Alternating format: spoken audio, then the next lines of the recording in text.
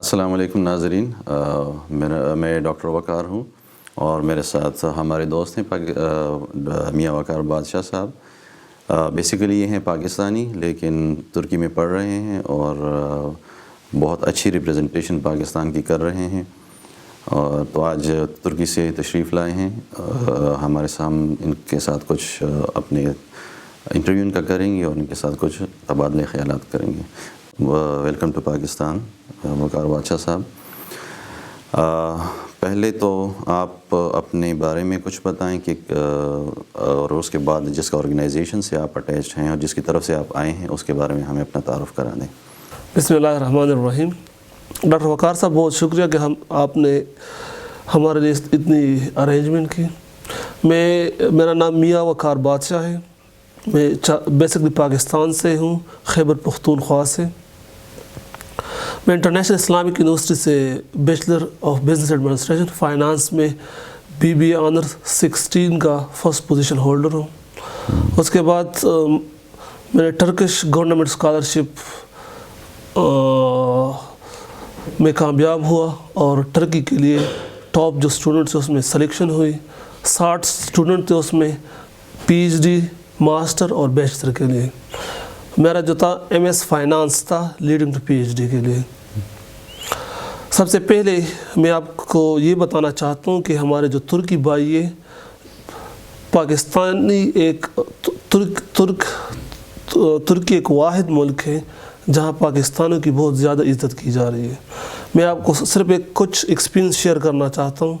جس طرح ہم گئے تھے، آلموسٹ 60 اسٹوڈنٹس تھے، ڈفرینٹ سٹیز ہم جا رہے تھے، کچھ کا استنبول، کچھ انقرہ میں۔ ہم خود 15 اسٹوڈنٹ انقرہ جا رہے تھے، بالکل نہ کوئی ہمارے پاس کوئی ٹرانسلیٹر تھا نہ کوئی اور چیز، صرف پاکستانی۔ ہمارے ساتھ ایک پاکستان کا فلیگ لگا ہوا تھا کہ ہم نے ادھر جانا ہے۔ ہاسٹل والے نے بالکل ان کے، کیونکہ ٹرکش زیادہ تر جو پاپولیشن ہے ان کو انگلش آتی ہی نہیں ہے، تو ہم جہاں بھی گئے تو اتنی ایسے ہم سے ملے کہ جہاں یعنی ادھر بھی ہمارے اپنے انسٹیٹیوشنز میں اس طرح آپ کو اتنی گرم جوشی کے ساتھ کوئی بھی نہیں ملتا۔ یونیورسٹیز میں پروفیسرز کے ساتھ شاید مسلمان ہو، لبرل ہو، جو بھی ہو، جس طرح بھی، لیکن صرف پاکستانی ہونے کے ناطے ہمیں بہت عزت کی نگاہ سے دیکھتے ہیں۔ اس کے ساتھ 1 سال ہم نے ٹرکش لینگویج سیکھا ہے انقرہ میں۔ اس کے بعد MS کے لیے اس کی شہر انادولی یونیورسٹی، جو کہ ایک top university, one of the top university of ترکی میں ہے، ٹاپ 10 میں رینکنگ میں ہے۔ ادھر میں نے کورس ورک کمپلیٹ کیا۔ اس کے بعد ریسرچ کے لیے انہیں جرمنی بھیجا۔ 1 سال میں نے ادھر ریسرچ کروا کے واپس آیا ہوں۔ ابھی Istanbul Sabahattin Zaim university میں انٹرنیشنل فائنانس میں PhD کر رہا ہوں۔ اسی کے ساتھ یونیو، the union of NGOs of the Islamic world میں ایک پارٹ ٹائم یعنی پرمننٹ ایک پروفیشنل کی طرح میں ان کا پروجیکٹس کوآرڈینیٹر بھی ہوں۔ اور ینگ یونیو ہمارا ایک تو دا union of NGOs of Islamic world ہے، اس کا ایک یوتھ کا بھی ایک برانچ ہے جس کو ہم ینگ یونیو کہتے ہیں، young the union of NGOs of the Islamic world. میں ان کا بھی ایک برج کی طرح ان کے ساتھ بھی کوآرڈینیٹ کرتا کہ یونیو کے جو ینگ یونیو کے جو پروجیکٹس ہو، تاکہ ہمیں بھی یونیو بھی ان کو فالو اپ کرے صرف۔ اچھا، آپ نے ابھی جس آرگنائزیشن کا تذکرہ کیا، یونیف کا، union of the NGOs of the Islamic world, ان کی ایکٹیویٹیز کیا ہے اسلامی دنیا میں؟ سب سے پہلے تو میں یونیو کا آپ کو ایک بریف انٹروڈکشن دینا چاہتا ہوں۔ یونیو basically the union of NGOs of the Islamic world 2005 میں prime minister Recep Tayyip Erdogan کی طرف سے پارلیمنٹ ہاؤس میں ممبرز آف پارلیمنٹ کی طرف سے ایک بنا ہوا آرگنائزیشن ہے۔ اس وقت یہ 31 مئی 2005 میں بنا تھا، جس میں 40 کنٹریز سے پارٹیسپینٹ تھے۔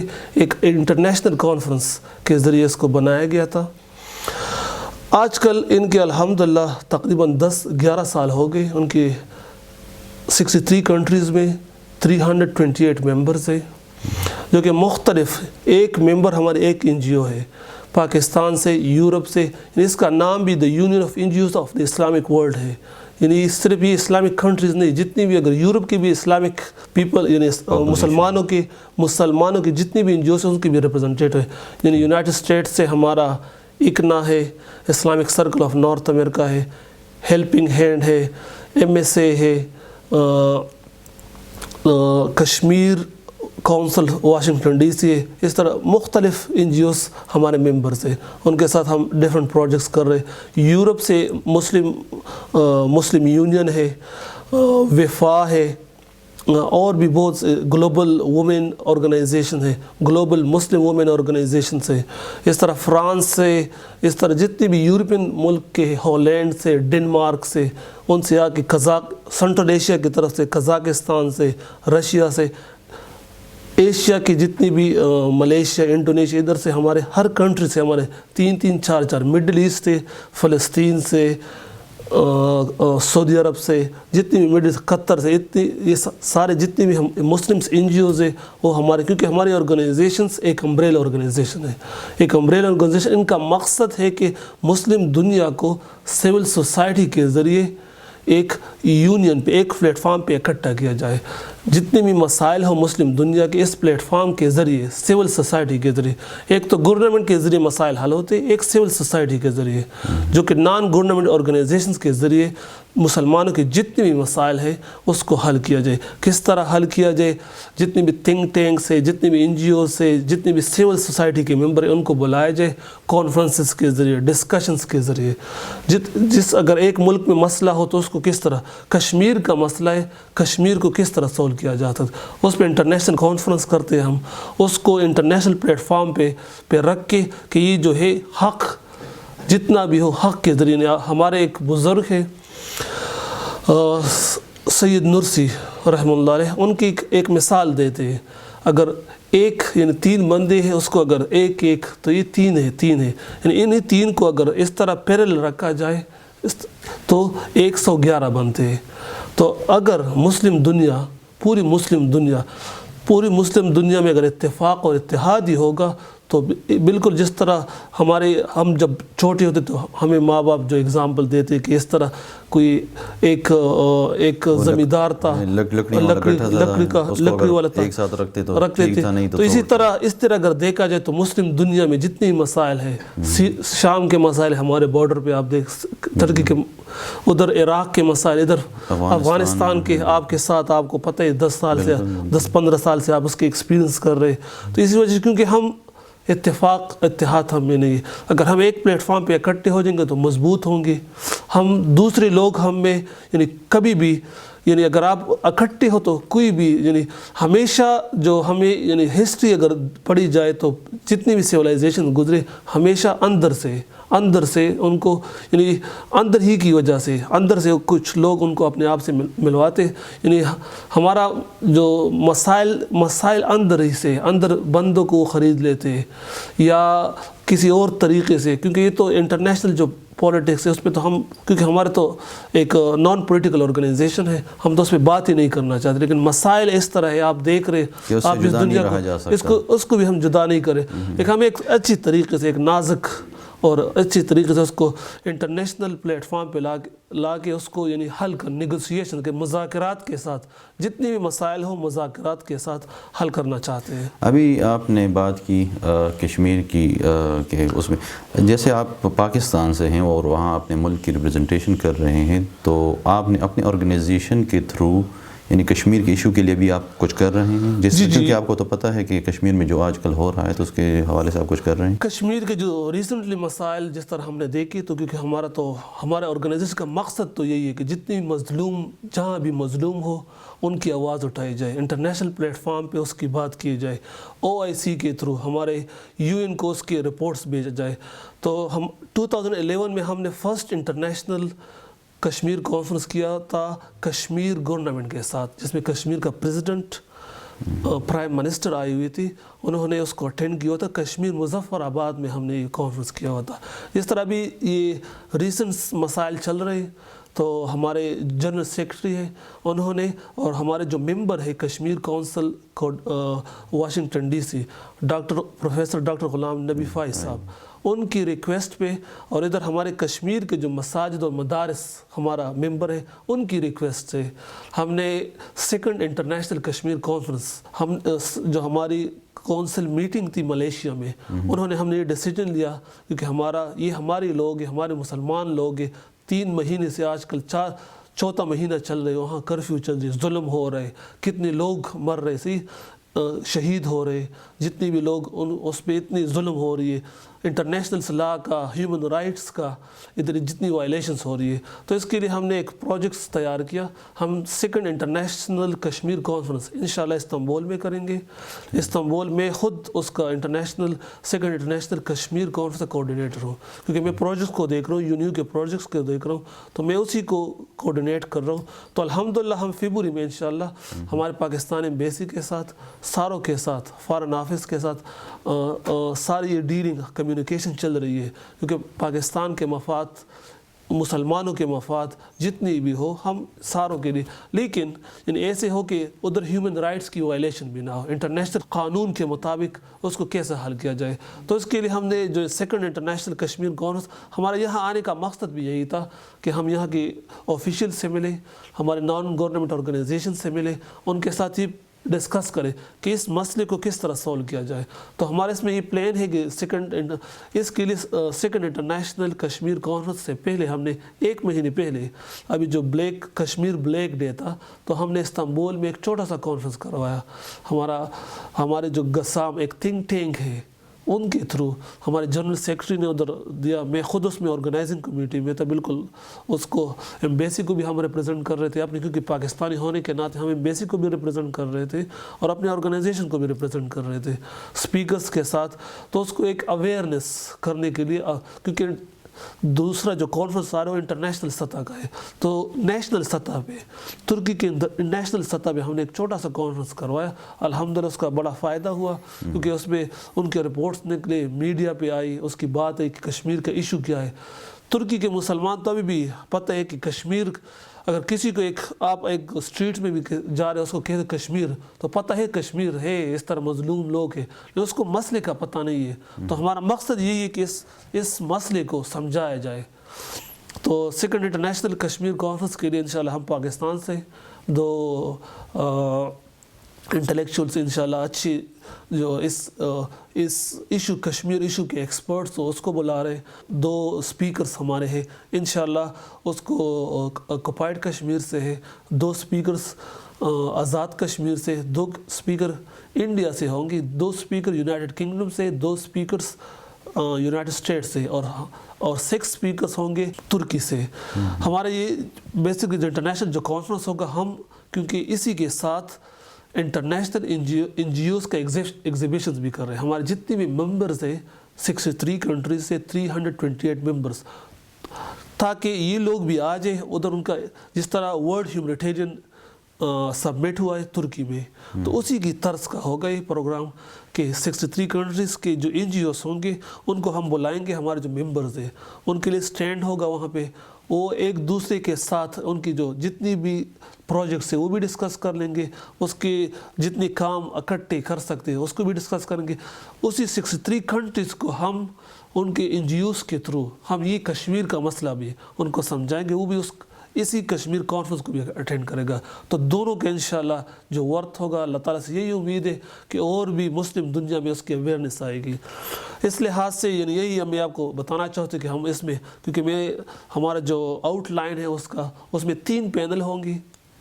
3 پینل میں فرسٹ تو ہم ہسٹری ڈسکس کریں گے کہ 1857 سے کشمیر کی کیا سٹیٹس تھی، کشمیر کی کیا سچویشن تھی، اس کے بعد اس کے سب 3 ٹاپکس ہیں، اس کے ساتھ اگر اس کے کشمیر کا، پاکستان کا، ہندوستان کا، کشمیر صرف پاکستان اور ہندوستان میں نہیں، ایک چین میں بھی، چین کا بھی ان کے ساتھ مسئلہ چل رہا ہے، اس کا ساتھ نہیں انہوں نے بھی کیے ہوئے، لیکن ان کے ساتھ ایک معاہدہ ہوا ہے، اسی وجہ سے ایک 1960s میں اس کے ساتھ معاہدہ، کیونکہ ہمارے ان کے لحاظ سے اسٹڈی ہے، لیکن ہم یہ جتنی چین کی ریلیشن شپ، پاکستان اور ہندوستان کی ریلیشن شپ، اس کو مد نظر رکھ کے پھر اس کے بعد اس تھرڈ سیشن میں اس کے یعنی اس کی پراپر سولوشنز کیا ہو سکتی ہے اس کو ڈسکس کریں گے. ہمارے جو جتنے بھی انٹرنیشنل اسپیکرز ہیں اس پہ یہ بات کریں گے. جی ٹھیک. اور آپ کا یہ تو آپ کی union of NGOs of Islamic world کی ایکٹیویٹیز ہو گئی. آپ کا جو یوتھ برانچ ہے اس کی یعنی ابھی آپ یوتھ برانچ کے ریپرزینٹیٹیوز بھی آپ کے ساتھ آئے ہیں. پہلے تو آپ ان کا پرپز آف وزٹ بھی بیان کر دیں کہ آپ کس اس کے لیے آئے تھے اور ان کی بھی تھوڑی ایکٹیویٹیز. ہم کیونکہ 13th international youth gathering February میں کرنا چاہتے تھے, اس کے حوالے سے کیونکہ سیکیورٹی ایشوز کی وجہ سے وہ پوسٹ پون ہو گیا, تو ہم نے 13th انٹرنیشنل یوتھ گیدرنگ اگست میں انکارا اور کونیا میں کر لیا, جس میں 350 یوتھ 63 کنٹری سے 350 یوتھ نے اس میں شرکت کی تھی. اس میں میں بھی تھا, اس میں آپ بھی آئے ہوئے تھے. آپ بھی آپ کا بھی کیسا ایکسپیرینس ہے, کس طرح یہی ہم چاہتے ہیں کہ جتنے بھی یوتھ ہو آ کے اس میں ایک دوسرے کے ساتھ انٹریکشن کرے, اپنے ایکسپیرینس شیئر کرے اور ان کا کوئی ویژن بنے اس امت کے لیے کہ اس امت کو کس طرح دوبارہ اکٹھا کیا جائے. ڈاکٹر وقار صاحب ہمارا آنے کا دوسرا مقصد یہاں پہ یہ کہ ہم Islamic world academy Islamic world academy کا ایک پروجیکٹ یہاں پہ اس پروجیکٹ کے لیے ہم آئے ہوئے کہ اس کی MOU سائن کر لیں. یہ پروجیکٹس آلریڈی چل رہے, بالکانز میں, البانیہ میں چل رہے, انڈونیشیا میں چلے, ملیشیا میں چل رہے, سوڈان میں, لیکن انشاءاللہ اس 2017 میں ہم ساؤتھ افریقہ میں اور پاکستان میں انشاءاللہ شروع کریں گے. ٹھیک. اس پروجیکٹ کا مقصد کیا ہے, یعنی اس کے ساتھ اس اسلامک ورلڈ اکیڈمی کی اسٹیبلشمنٹ کا, کہ اس میں آپ کیا کریں گے؟ اسلامک ورلڈ اکیڈمی کا مقصد بیسکلی جو ہمارے نوجوان ہیں اس میں اویئرنیس پیدا کرنا ہے, ان کو ہسٹری کے ساتھ اٹیچ کرنا ہے. جو ہماری ہسٹری ہے آلموسٹ 1450 ایئرس کی, ان کی پوری ہسٹری کو ایک بہت سسٹمیٹک طریقے سے ان کو پڑھانا ہے. ان میں ریڈنگ گروپ ہے, ان کو ریڈنگ کروانی ہے, ان کو ٹریننگ کروانی ہے. ان 20 فرسٹ اس میں ہم 20 جو اسٹوڈنٹ سلیکٹ کریں گے, ان 20 اسٹوڈنٹس میں جو بیسٹ 5 اسٹوڈنٹس ہوں گے ان کو ٹرکی لائیں گے. ان کے لیے ایک کمبائن کیمپ ہوگا, یعنی البانیہ کے 5 اسٹوڈنٹس, انڈونیشیا کے 5 اسٹوڈنٹ, ملیشیا کے 5 اسٹوڈنٹ, سوڈان کے 5 اسٹوڈنٹ اور ساؤتھ افریقہ کے 5 اسٹوڈنٹ, آلموسٹ 30 اسٹوڈنٹس اکٹھے کیمپ میں بیٹھیں گے. ان کی ایک دوسرے کے ساتھ انٹریکشن ہوگی. ادھر بھی ان کا کوئی ہم نے ایک کورس ڈیزائن کیے, ان کورس کے مطابق ادھر وہ ٹریننگ لیں گے, اپنے ملک واپس آئیں گے. اس کے لحاظ سے اپنے جو دونوں ایکسپیرینس ہے اس کے ایک رپورٹس تیار کریں گے. ان رپورٹس کو ہم یعنی جو ان کا ایکچوئل نالج ہوگا ان کو ہم پبلش کرنا چاہتے ہیں, ان کے جو ایکسپیرینسز ہے ان کے ایکسپیرینس ہم شیئر کریں گے. تو اسی طرح جو ہمارے آنے والے جو نوجوان ہو ان کو اپنی ہسٹری کا تو پتہ ہو. جس طرح ہمارا رجب طیب اردوان ہمارے پریزیڈنٹ یہی کہتے ہیں کہ ہم ایسے نسل نہیں چاہتے کہ جو اپنے پر دادا کے مزار کے تختیوں کے بنا پڑھ سکے.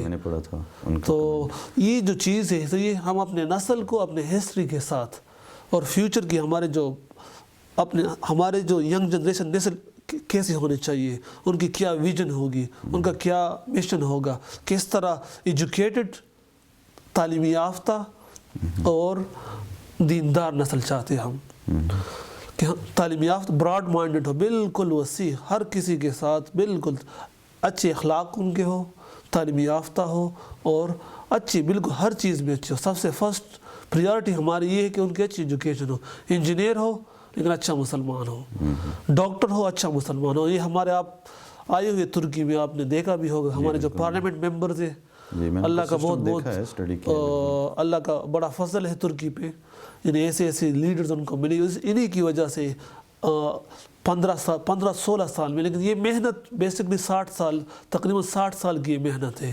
ابھی جو فروٹ یہ کھا رہے یہ تقریباً 15 سال میں ان کو ایک ایسا عظیم لیڈر ملا ہے پوری مسلم دنیا کا, صرف ترکی کا لیڈر نہیں ہے, پوری مسلم دنیا کا لیڈر ہے, جو کہ ہر جتنی بھی مظلوم جیوگرافی جتنی بھی جدھر سے بھی ہو, جس ملک سے بھی ہو, اگر ظلم ہو رہا ہے تو یہ ہمارا جو لیڈر ہے, اسلامی لیڈر ہے رجب طیب اردوان, ہر وقت ان کے لیے آواز اٹھاتا ہے. بنگلہ دیش میں ہو, پاکستان میں ہو, کشمیر میں ہو, جتنی بھی جدھر بھی ہو, کون سے علاقہ, کیونکہ مسلمان کیونکہ قرآن میں یہی ہے کہ مسلمان کا بھائی ہے. اگر بھائی ہے تو ایک جسم کی مثال ہے مسلمان کی. 1923 کے بعد بدقسمتی سے جس طرح خلافت عثمانیہ ختم ہو گئی تو 90 سال ہوئے کہ مسلمان وداؤٹ ہیڈ ہے، بالکل ان کا کوئی سر ہے نہیں تاکہ ان کو کوئی گائیڈنس دے، کوئی اسی طرح، تو بالکل سپریٹڈ ہے، آتے ہیں ہمیں مارتے ہیں، ہمارے جتنی بھی ریسورسز ہیں ان کو لے کے چلے جاتے ہیں. تو یہی ان کو ان چیزوں کو صحیح، اس لیے ہم یہی چاہتے ہیں گورنمنٹ لیول پہ بھی انشاءاللہ اتفاق و اتحاد ہو، اور سول سوسائٹیز کے تھرو، ہمارے جو نان گورنمنٹ آرگنائزیشن کے تھرو اچھے اتفاق و اتحاد کے ساتھ ہم یہ مسائل حل کریں. آج کل یعنی شدت کے ساتھ نہیں، ہم چاہتے ہیں کہ بڑے آرام اور اچھی طریقے سے اس مسائل کو حل کریں، ایک مذاکرات کے ساتھ، ایک ول جس طرح ہمارے بڑوں نے کیا ہوا تھا. کبھی بھی یعنی حضور صلی اللہ علیہ وسلم، صحابہ کرام رضی اللہ عنہ نے ملیشیا اور انڈونیشیا کو کبھی تلوار اس کے ذریعے نہیں، تجارت کے ذریعے اس کو فتح کیا تھا. بالکل، وہ صرف تجارت کے لیے گئے تھے اور لوگ ان کی تجارت کو ہی دیکھ کے مسلمان ہو گئے. ان کے اخلاق ایسے تھے کیونکہ وہ دھوکہ نہیں دیتے تھے. تو ہمارے ترکی میں یہی مثال ہے کہ مومن کی مثال ہے. مومن اس طرح ہوتا ہے کہ نہ خود کسی کو دھوکہ دیتا ہے اور نہ خود دھوکہ کھاتا ہے. تو ہمیں یہی ایسے نوجوان چاہیے، ایسے باشعور لوگ چاہیے ہمیں. تو اسی کے لیے ہم یعنی ابھی تک یہ جد و جہد کر رہے ہیں، پاکستان سے، ملیشیا سے جتنی بھی نوجوان ہو، ہمارا مقصد ہی، یہاں آنے کا مقصد یہی ہے کہ ہمارا جو ہمارے دل میں، ہمارے ترکی میں، ہمارے جس آرگنائزیشن میں جو درد ہے صحیح ہے، آپ لوگوں کو سمجھایا جائے اور آپ کو بھی ہمارے ساتھ چلے اسی امت کو اکٹھے کرنے کے لیے، کیونکہ امت بکھری ہوئی ہے. ایک مثال ہے، تسبیح کی مثال ہے، جو تسبیح اس سے تار نکالا ہوا ہے تو سارے تسبیح ٹوٹے. دوبارہ ہم اس کو انشاءاللہ اکٹھے کرنا ہے، اور اس امت کو انشاءاللہ ہم نے دوبارہ اکٹھے کر کے ایک مضبوط امت بنانی ہے. جیسے ون نیشن ٹو کنٹریز، ہم تو یہی کہتے ہیں، ترکی یہی کہتے ہیں، کس کے لیے؟ پاکستان کے لیے، آذربائیجان کے لیے. تو یہی ہے کہ ون نیشن ٹو کنٹری. تو اور یہ ہمارے کام ہیں. میں نے بھی ابھی جو وزٹ ہوا تھا ہمارا ترکی کا 2016 میں انٹرنیشنل یوتھ گیدرنگ میں 13th میں، تو 11th میں بھی گیا تھا 2014 میں. تو یہ دن دو گیدرنگ سے یعنی جو ایکسپیرینس میرا ہوا وہ بہت خوش آئند تھا. یعنی میں بہت متاثر ہوا ان سے کہ ہماری اگرچہ اس پاکستان کی تو شکر ہے الحمدللہ سوسائٹی اچھی ہے اس کے دینی لحاظ سے، لیکن سوشل ایکٹیویزم کا جو کانسیپٹ ہے کہ مسلمان سوشلی کتنا ایکٹیو ہو اپنے پرابلمس کو سمجھنے میں اور اس کو سالو کرنے میں، یہ چیز ترکی میں مجھے ملی. حالانکہ یہ چیز مجھے یہاں نہیں نظر آئی. تو اسی لیے میری بھی خواہش تھی کہ یہ سوشل اویئرنیس کی مسلمان اسٹوڈنٹس، یہ مسلمانوں میں یہ ہو، یہاں بھی ہو. ابھی آپ آئے ہیں تو آپ کے پروگرامز ابھی یہاں ہوئے، بہت اچھے ہوئے، اور اس سے بھی میں بہت متاثر ہوا. بہت شکریہ، آپ نے ہمیں بہت اچھی معلومات دی. ایک اور سوال یاد آ گیا آپ سے پوچھنا تھا کہ ترکی میں گیا تھا آپ کے ساتھ، میں نے اور بھی پاکستانی اسٹوڈنٹس دیکھے، تو وہاں بہت زیادہ پاکستانی اسٹوڈنٹ پڑھ رہے ہیں. آلموسٹ کتنے پڑھ رہے ہوں گے؟ الحمدللہ پاکستانی اسٹوڈنٹس آج کل کیونکہ یورپ سے ترکی کی طرف بہت سے پاکستانی اسٹوڈنٹس آ رہے ہیں. آلموسٹ اپروکسیمیٹلی 3000 اسٹوڈنٹس ترکی میں پڑھے، 1000 تک تو استنبول میں ہے. زیادہ تر ٹرکش گورنمنٹ اسکالرشپ پہ ہے، HEC ہائر ایجوکیشن کمیشنز کے MS leading to PG scholarship پہ، اور سیلف پہ بھی آنا شروع ہوئے. اچھا، ایک چیز میں نے بہت دیکھی، ابھی بھی ہمارے جو پریزیڈنٹ نے اناؤنسمنٹ کی ہے کہ ہم 500 ابھی ریسنٹلی جو وزٹ ہوئے تھے، ہم پاکستان کو انشاءاللہ نیکسٹ ایئر سے 500 ٹرکش گورنمنٹ اسکالرشپ دیں گے. ایک بندے پہ ان کا ٹرکش گورنمنٹ کا کتنا خرچ آتا ہے، کتنے ایکسپینسز. ان کو پہلے ٹرکش لینگویج سکھاتے، پھر ان کے ہاسٹل سٹینڈرڈ میں نے دیکھ لیے بہت اچھے تھے. یعنی ان کا ہاسٹل سٹینڈرڈ جس میں ہم رہے وزٹس میں، تو وہ تو بہت یعنی خوبصورت ہاسٹلز ان کے. تو میں سوچ رہا تھا اتنا بڑا پروجیکٹ، یعنی اتنا ایجوکیشن پہ لگا رہے ہیں، اور پھر پاکستانی اسٹوڈنٹس کو وہ لاجنگ فری دیتے ہیں، ایجوکیشن فری دیتے ہیں، ایون منتھلی اسٹائپنڈ بھی دیتے ہیں. بالکل پاکٹ منی بھی ان کو دے رہے ہیں. بالکل ان کا میں بہت اس سے خوش ہوا کہ یعنی، اور یہ صرف پاکستان کو نہیں اور پوری اسلامی دنیا میں یہ لوگ اس کا وہاں سے اسٹوڈنٹ سلیکٹ کرتے ہیں، ان کو لاتے ہیں، ان کو تعلیم دیتے ہیں. تو یہ ایک بہت لانگ ٹرم ہیلپ ہے عالم اسلام کے ساتھ ان کی، کہ ایک تو وہ ہیلپ ہے آپ ایڈ دیں کسی کو، کوئی بھوکا ہے اس کو کھانا دیں، لیکن یہ لانگ ٹرم اسٹریٹجی جو ہے ان کی، یہ مجھے بہت پسند آئی کہ آپ مسلم امت کو ایجوکیٹ کرنا چاہتے ہیں تاکہ وہ اپنے پاؤں پہ خود کھڑے ہو، اپنے کنٹری واپس جائے تو اپنے سسٹم کو خود چلا سکیں. یہ ایبلٹی بہت اپریشیبل ہے ان کی، مجھے بہت اچھی لگی کہ یہ اپنی یوتھ کو بہت اچھا ٹرین کر رہے ہیں. دوسری اور بات کہ میں نے جو وہاں دیکھی آپ کے ساتھ جو میں پھیرا، کہ یہ اس جو فارن سے آئی ہوئی یوتھ ہے، یہ ان کو پھر انوالو بھی کرتی ہے سوسائٹی میں، ان کے لیے ایونٹس آرگنائز کرتی ہے، ان کو سوشل سیکٹر میں ڈفرینٹ آرگنائزیشن کے ساتھ اٹیچ کر دیتی ہے، اس کو پھر ان کا ملنا ہوتا ہے ڈفرینٹ. تو بہت ایک ویژن ان کا براڈ ہوتا ہے، ایک تو ان کا سوشل اپنی ایکٹیویٹی کا اور باقی بھی دنیا کے مسائل کو سمجھنے کا. تو یہ چیز بہت اپریشیبل تھی، بہت زیادہ مجھے اس چیز نے متاثر کیا ترکی میں. بہت بہت شکریہ. اس میں بھی کچھ چیز ایڈ کرنا چاہتا ہوں، کیونکہ ہمارے انٹرنیشنل اسٹوڈنٹ آرگنائزیشنس ہیں، جی جی ایسوسیشنز ہیں چھوٹے چھوٹے، ان کا ایک انٹرنیشنل اسٹوڈنٹ فیڈریشنز بھی ہے، ان کو ادیف کے نام سے ہے. ایک دوسرا بھی ہے انٹرنیشنل اسٹوڈنٹ خیرات انٹرنیشنل اسٹوڈنٹ ایسوسیشن ہے. جتنی بھی ہے صرف انٹرنیشنل اسٹوڈنٹس کے، جتنی بھی ان کے مسائل ہوں، ان کے لاجنگ کا، ان کے ویزوں کا، ان کے ہیلتھ ایشوز ہو، ان کے ہاسٹلس کا، کیونکہ جو لوگ سیلف پہ بھی آتے، ریسنٹلی پوری دنیا سے آلموسٹ 100,000 انٹرنیشنل اسٹوڈنٹس ترکی میں پڑھ رہے ہیں. تو مطلب ان کی یونیورسٹیز اتنے ہائی اسٹینڈرڈ کی ہیں، دنیا کے اسٹینڈرڈ کی، کہ اتنے اسٹوڈنٹس باہر سے آ کے پڑھتے ہیں. آج کل تو یورپ سے بھی ہمارے کولیگ، میرا خود اپنا کلاس فیلو ہے، وہ نیدرلینڈ سے آ رہے، ایک آسٹریلیا سے آ رہے. الحمدللہ بہت سے یعنی ایسے بوسنیا بالکان سے آلریڈی بہت زیادہ لوگ آتے ہیں. لیکن پی ایچ ڈی کر رہے، PhD international finance ادھر بھی اچھی ہے، لیکن خود وہ ہمارے ساتھ پڑھنا، اور ویکنڈ بیس پہ آتے، ویکلی بیس پہ آ کے دوبارہ جاتے، ہر کلاس کے لیے 2-3 کلاس کے لیے آتے، اپنے ملک سے آتے 2 دن کے لیے، 2 دن کے بعد چلا جاتے ہیں. یعنی ایران سے بھی ایک بندے، وہ 15 دن کے لیے آتے، 15 دن کے بعد چلا جاتے ہیں. یعنی اس طرح یہ ہے. میڈیسن کی فیلڈ میں آرٹیکل ایک دن پڑھ رہا تھا کہ ترکی روبوٹک، یورپ سے سرجنز روبوٹک سرجری سیکھنے ترکی آتے ہیں. تو میں حیران رہ گیا کہ یہ تو بہت بڑی اچیومنٹ ہے کہ یورپینز روبوٹک سرجری سیکھنے ترکی آتے ہیں. یعنی میں آپ کو، کیونکہ دوسری طرف ہم چلے گئے، میں آپ کو اپنے آرگنائزیشن کے حوالے سے کچھ بات کرنا چاہتا ہوں. ہمارے جو انٹرنیشنل یوتھ گیدرنگ ہے، 14th انٹرنیشنل یوتھ گیدرنگ ہم قطر میں کریں گے انشاءاللہ. ان کی MOU ہم نے دی یونین آف مسلم اسکالرس کے ساتھ، علی کردائی جن کے جنرل سیکرٹری تھے، ایک تقریباً 15 ڈیز پہلے ہمارا ایک کانفرنس تھا ان کے ساتھ ہی، اسی میں ان کے ساتھ MOU سائن کیے ہوئے. تو جتنے بھی پاکستانی نوجوان ہیں، ہم ان کو بھی ہم اس 14th انٹرنیشنل یوتھ گیدرنگ میں دعوت دیتے ہیں. اس پلیٹ فارم کے ذریعے، ہمارے دوستوں کے ذریعے، اس میسج ٹی وی کے ذریعے ہم یہ پیغام پہنچانا چاہتے ہیں. 15th انٹرنیشنل یوتھ گیدرنگ کے لیے ہمارے ادھر آنے کا مقصد جو تھا، سب سے جو فرسٹ آبجیکٹو یہی تھا کہ ہم 15th انٹرنیشنل یوتھ گیدرنگ انشاءاللہ پاکستان میں کرنا چاہتے ہیں. تو ان کے لیے جتنی بھی آپ لوگوں سے، عوام سے، نوجوانوں سے انشاءاللہ ہم امید رکھتے ہیں انشاءاللہ کہ نیکسٹ 2018 کا جو انٹرنیشنل یوتھ گیدرنگ ہوگا، اسلام آباد میں ہوگا. پورے امت مسلمہ کے جتنی بھی اسلامک ورلڈ کے نوجوان ہوں گے، وہ یہاں پاکستان میں آئیں گے، اپنے ایکسپیرینس شیئر کریں گے.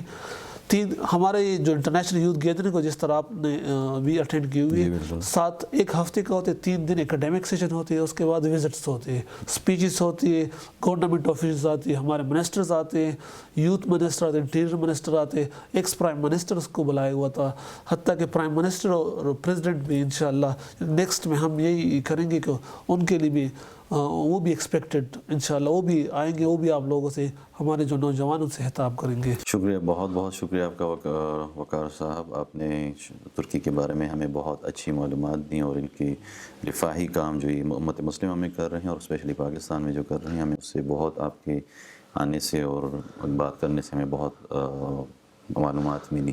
آپ کا بہت شکریہ جی. اچھا ناظرین، ابھی ہم ایک بریک لیں گے، اس کے بعد ہمارے ساتھ ایک اور دوسرے مہمان ہیں ترکی سے، ان کے ساتھ ہم گفتگو اپنی جاری رکھیں گے.